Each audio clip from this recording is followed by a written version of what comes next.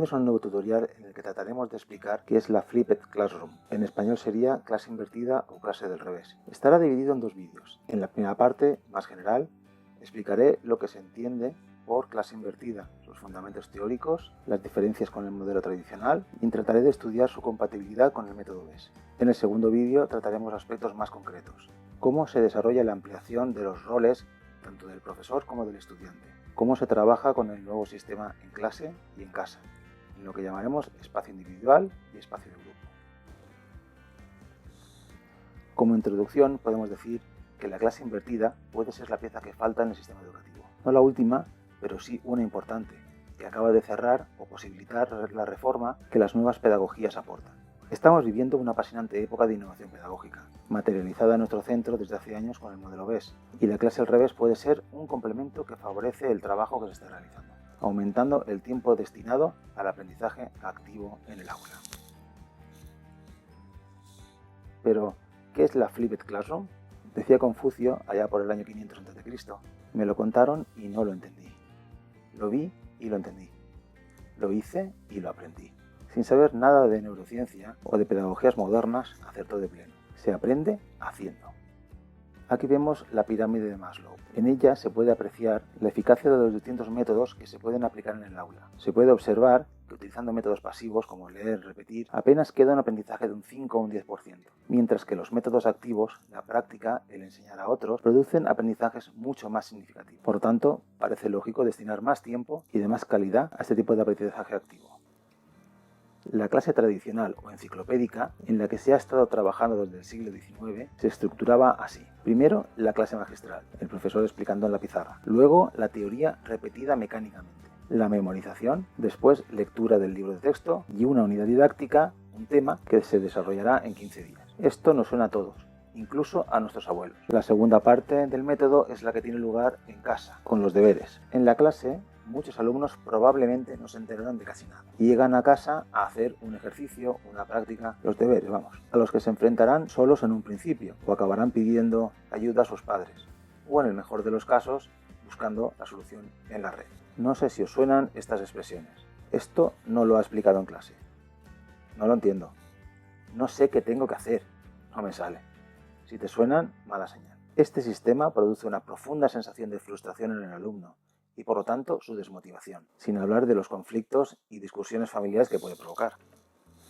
En cambio, el modelo de clase invertida, lo que el alumno escuchaba en la clase magistral, es sustituido por un formato audiovisual mucho más atractivo, en el que se pueden utilizar todas las tecnologías para facilitar el aprendizaje, fotografías, imágenes 3D, presentaciones interactivas, de todo. Y además, este vídeo se puede ver en cualquier momento y cuantas veces se quiera, y a la velocidad que se precise para el manejo de la información por parte de cada alumno. Hoy en día todo está en Internet, toda la información. No hay que asustarse porque los alumnos sean capaces de acceder a ella directamente. Los profesores tenemos que abandonar el rol de meros transmisores de la información, que hoy en día ha perdido valor por su abundancia y facilidad de acceso. Como experiencia personal, puedo añadir que hace ya mucho tiempo que me parece absurdo estar perdiendo el tiempo explicando en clase algo que se puede ver en YouTube. Seguramente mejor explicado y seguro que más atractivo visualmente que un señor dibujando en la pizarra. Sacar, pues, la clase magistral del aula nos deja campo libre para realizar en ella aprendizajes más activos.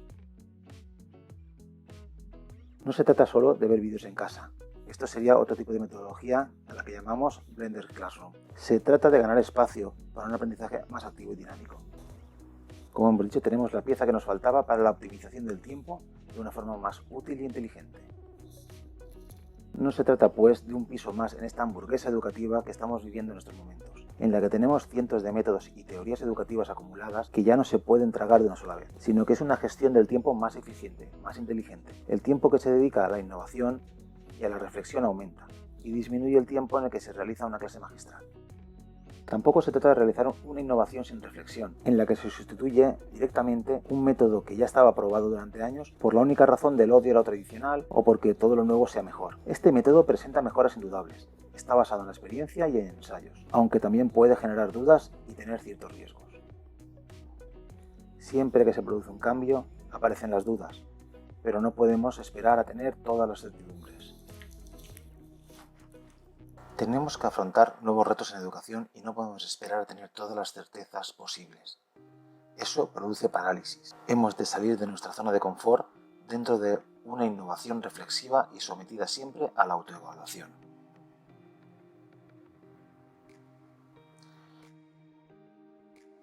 Estas son las medias estadísticas de los tiempos que se destinan en un modelo de clase tradicional en la escuela. Por ejemplo, una media del 65% del tiempo se dedica a la explicación del profesor, lo que llamamos clase magistral. En cambio, quedan muy reducidos el tiempo de la práctica y aún más el dedicado a las necesidades personales de los alumnos, y no digamos ya el tiempo destinado al trabajo cognitivo de orden superior, al de tareas creativas, por ejemplo. La mayor parte del tiempo se dedica, pues, a estar el profesor en la pizarra con el alumno sentado en su pupitre. Esto lo modificamos, lo cambiamos, le damos la vuelta. En el nuevo modelo, en el que durante el espacio grupal, el espacio de clase, dedicamos un primer momento de la clase a la activación, a realizar algún tipo de preguntas, alguna anécdota, para explicar los objetivos y las expectativas de aprendizaje que se persiguen, para activar y ponerlos en marcha. Esto nos lleva aproximadamente un 3% del tiempo. Luego pasamos a un segundo momento en el que se resuelven preguntas, dudas que surgieron durante el visionado del audiovisual. A esto se destina un 7% de la clase aproximadamente. Las prácticas acaparan, en cambio, la mayor parte del tiempo, un 75%. La práctica es, pues, la prioridad, los aprendizajes activos del aula. Por último, utilizamos un 15% del final de la clase a la metacognición. La metacognición es el repaso, hacer visible el pensamiento, ser consciente de lo que hemos aprendido y cómo lo hemos aprendido, dónde se puede aplicar el aprendizaje fuera del aula, etc. El sistema mejora los hábitos y la autonomía de los alumnos en cuanto a que estos han de organizar su tiempo para dedicar el tiempo necesario a visionado de los vídeos y a responder las preguntas que en ellos se proponen antes de las clases, antes del trabajo en el espacio grupal. La autonomía es la capacidad de darse órdenes a uno mismo, es decir, de ser ordenados, de cumplir con nuestras obligaciones, de cumplir con lo que se espera de nuestro rol que debe asumir. Flipped y BES. Surge la pregunta, ¿es compatible este tipo de metodología con lo que ya venimos utilizando desde hace años, siguiendo el modelo BES, su cultura de pensamiento visible? Vamos a comprobarlo analizando los cambios que se producen con respecto a las 8 fuerzas culturales que, según Ron Richard, son los elementos que aseguran el ambiente idóneo para el aprendizaje. La primera fuerza cultural es el tiempo. Asignar tiempo suficiente para pensar, explorar, indagar. Precisamente el aumento del tiempo es la razón principal sobre la que se sustenta la clase invertida. Sin duda nos quedará más tiempo en clase para desarrollar el pensamiento, por lo cual la fuerza cultural del tiempo la mejoramos. La segunda fuerza cultural sería el modelaje. Modelar quiénes somos como pensadores y aprendices, de modo que el proceso de nuestro pensamiento sea discutido, compartido, cuestionado y hecho visible. Esto se hace fundamentalmente con las interacciones con el profesor y entre iguales. Aprovechando el tiempo liberado por la clase magistral, se realizarán metodologías activas. Sin duda, también mejoraría este aspecto. Tercero, el lenguaje. Consiste en usar un lenguaje adecuado e intencionado que le brinde a los estudiantes el vocabulario para descubrir y reflejar su pensamiento de la manera más fiel. En este caso, el lenguaje de pensamiento que se incluye en las clases magistrales, pasará a los audiovisuales. Por eso es muy interesante que el profesor sea el creador de contenido. En determinados casos se pueden utilizar vídeos que ya existen en la red para completar y complementar algunos aspectos concretos, pero es mucho más interesante que estos sean producidos por el propio profesor. Será la única manera de asegurarnos de que en ellos también se incluye el lenguaje BES. Ganamos la utilización del lenguaje de pensamiento en forma de diálogo con los alumnos o entre ellos, y no tanto ya el monólogo del profesor. Es otro punto a favor. La cuarta fuerza cultural sería el ambiente físico. Hacer visible el pensamiento de los estudiantes exponiendo sus procesos de pensamiento en el proceso de desarrollar ideas sobre el tema. Acomodar el espacio para facilitar interacciones centradas en el pensamiento. En el primer aspecto de la fuerza cultural mejoraremos. Tendremos por fin tiempo suficiente para poder documentar el proceso de aprendizaje. Podremos realizar lo que llamamos las historias de aprendizaje. En cuanto al segundo, acomodar el espacio, es casi regla general cuando se diseña un objeto para cumplir varias funciones, resulta menos eficaz que si se diseña para cumplir una función específica. Esto en el aula significa que cuando disponemos los pupitres y el espacio pensando en cumplir la función de trabajo en equipo por un lado y de atender a la clase magistral que da el profesor desde la pizarra, no podemos cumplir bien las dos funciones. Así, al quitar la función de clase magistral en el aula y llevarla al espacio individual, el aula puede estar específicamente distribuida para el trabajo grupal. La quinta fuerza cultural, las interacciones. Mostrar respeto y valoración por las contribuciones de ideas y de pensamientos de los demás, dando lugar a un espíritu de construcción colaborativo constante. ¿Qué mejor manera de valorar las aportaciones de todos que dedicar tiempo a indagar, debatir, reflexionar sobre ellas? Podremos trabajar mucho más que en este aspecto. Sexta fuerza cultural, las rutinas, la estructura. Esta fuerza se orienta a proporcionar herramientas de pensamiento que puedan utilizarse en otros contextos. Las rutinas de pensamiento que venimos usando son ese tipo de métodos de aprendizaje activo de los que estamos hablando. Dedicarles tiempo y protagonismo es el objetivo principal perseguido por la clase invertida. Debe, por tanto, mejorar el desahogo de tiempo que proporciona. Séptima, las expectativas.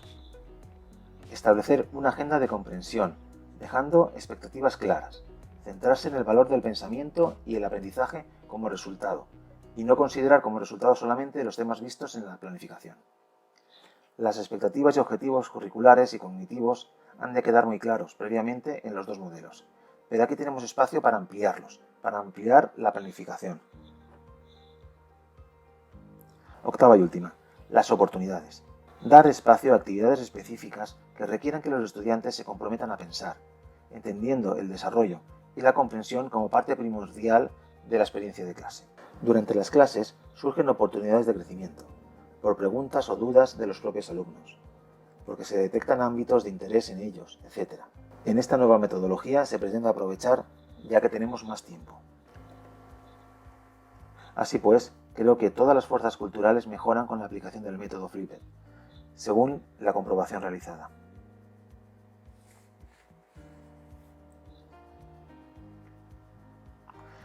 Ya hemos visto que es compatible con el método BES. Y no solamente es compatible, sino que estimo que es recomendable según lo que hemos analizado con las fuerzas culturales. Vamos a pasarle el algodón de la taxonomía de Bloom, para comprobar si cumplimos con lo prometido. La taxonomía de Bloom, para quien no la conozca, es seguramente la más famosa y utilizada en educación. Se la considera imprescindible para analizar los distintos niveles de aprendizaje. La taxonomía de una clase tradicional se plasma en la primera pirámide. Tenemos 6 tipos de ámbitos cognitivos y de aprendizaje. De abajo arriba son recordar, comprender, aplicar, analizar, evaluar y crear. En este orden van aumentando el nivel de complejidad y profundidad. La forma de la pirámide refleja el mucho tiempo a recordar, memorizar, menos a comprender y así hasta casi nada para crear. En el modelo de clase al revés se pretende invertir esta pirámide, pero esto es demasiado ambicioso y poco realista. La forma real de la taxonomía de Bloom para el modelo de clase al revés sería la de este rombo. Tenemos pues aprendizajes más significativos, sobre todo en cuanto a aplicar y analizar. Aprendizajes con más valor cognitivo y más permanentes.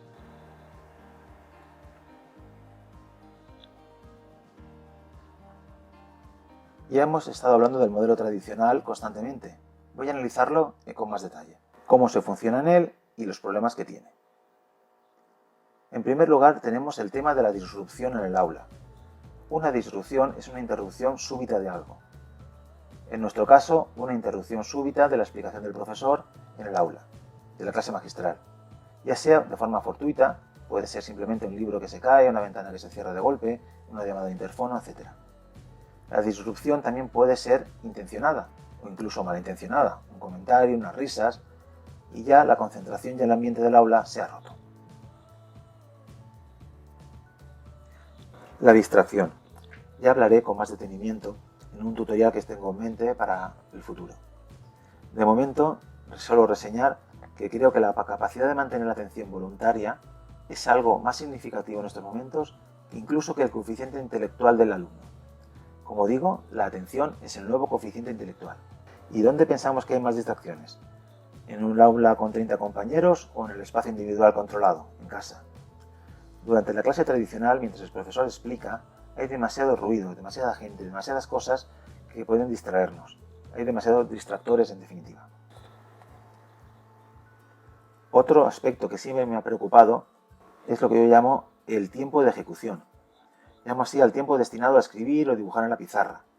Es mucho más lento ir escribiendo o dibujando que hacerlo previamente y grabar un vídeo. y pasarlo a la velocidad deseada. El aprendizaje estático, en el sistema tradicional enciclopédico, el profesor está explicando la mayor parte del tiempo y los alumnos escuchan de una forma muy pasiva. El proyecto Zero es un estudio realizado en la Universidad de Harvard y dirigido por David Perkins, doctor en matemáticas e inteligencia artificial. Esta investigación es en la que se basa en buena medida la metodología BES que estamos aplicando. Durante esta investigación realizada se constató la casi nula permanencia de los aprendizajes obtenidos por los alumnos. De ahí el nombre Zero que se le dio al proyecto. No se produjo ningún aprendizaje real. Por otro lado, los más recientes descubrimientos aportados por la neurociencia también nos indican que este tipo de aprendizaje queda en un tipo de memoria a corto plazo, que se olvida nada más salir de clase. Es lo que llaman el aprendizaje bulímico. Es un aprendizaje sin nutrientes. A todos nos suena aquello de que el alumno llega, escucha, presta parte de su atención a lo que dice el profesor en la clase, toma apuntes, memoriza el problema o lo tiene que estudiar. Lo vomita en el examen y posteriormente a los pocos minutos ya se ha olvidado, porque el objetivo era obtener la nota y este ya se ha cumplido. Por eso decimos que obtiene un aprendizaje cero. Por eso conviene ir abandonando este tipo de métodos.